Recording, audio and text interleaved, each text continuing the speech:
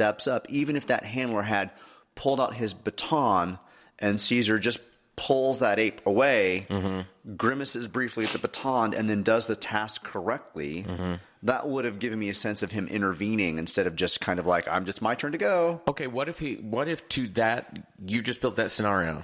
Then it wouldn't have taken much more. And then what if Caesar almost even looks at the previous ape and goes, like, it looks at him and then almost looks down to it and it keeps looking back at him. Right. Then he's teaching that. Now we're even taking that thing to the next level where not only is he saving them the brutality that's already occurred, but he's teaching them. He's leading them. There's so many things that you could bring in here.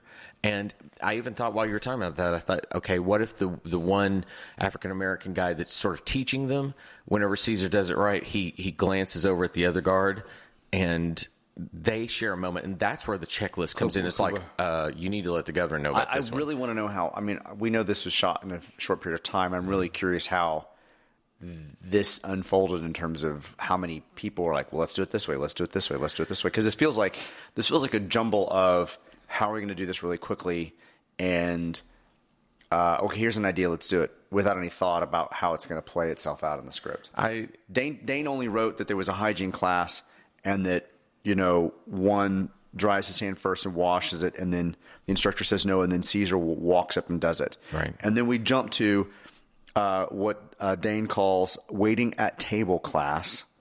An ape pours ice water from a huge pitcher jug into a glass and goes on pouring until the table is flooded. So that's in the next minute. Well, we cut from leaving the water fountain to now that jumble of apes and gorillas coming towards tables that mirrors exactly what happened at the beginning, right? The beginning shot of the movie itself. And we see some tables. There's a bed with a folded mattress. There's a table with some sheets on it. There's some table with some glasses. And guards are now stomping down glasses onto it. It kind of cuts about right there. Of note, the two handlers at the water fountain, the two handlers at the the water table and the glass table, they're all black. And I think that was very intentional. I'm sure that they used all black actors for this training moment.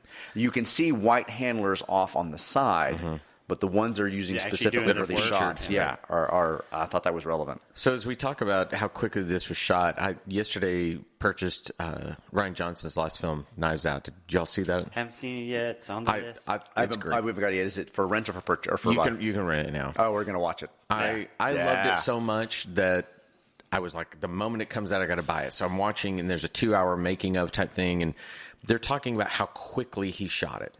Okay, and that's why I'm bringing this up. He had finished Last Jedi, and he knew he wanted to do where that took 4 years.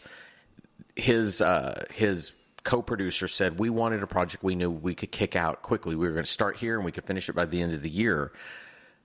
Now, he wrote his entire script in 6 months.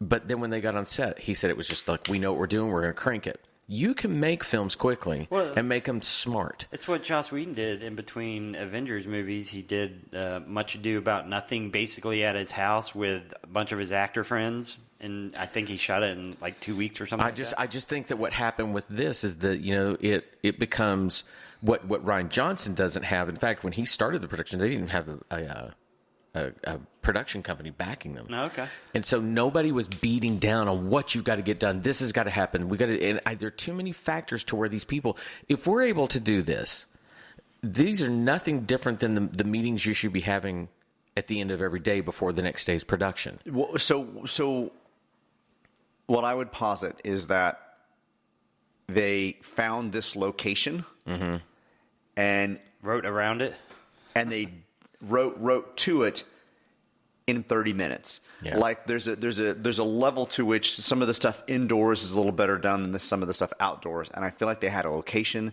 that was going to fit what they wanted, and they shoehorned a lot of scenes into the same location. And it feels almost like they walked onto the location and goes, okay, here's what we got to shoot. Yeah. Let's throw it together. It's Robert Rodriguez. I've got a turtle and a guitar case. What are we going to shoot? And I'm cool with that kind of production. I mean, that makes sense. But when you get on that set, and again, I have a lot of reverence for this director. He should have been pushing in a little bit more than, look, the thing is staged pretty well when you talk about let's do it in basically one shot. And the number of extras you're trying to use for this. Yeah, it is. He's doing a great job with that, and there must have been immense pressure to crank and go. If you're shooting 3+ minutes a day, there's a lot of pressure. But there are so many things he could have done to bring it to life, and they're left out. So that we get regurgitation. Okay, who the hell is driving around my house? They're creeping on you. Creepo. Anyway, as I take everybody down my alley. That's Todd's alley talk. Brown chicken, brown cow. Anybody got anything else? That's it for me. I'm good. All right, everyone. Have a great day. We'll see you tomorrow. Bye. Bye, everybody. The Minute of the Apes.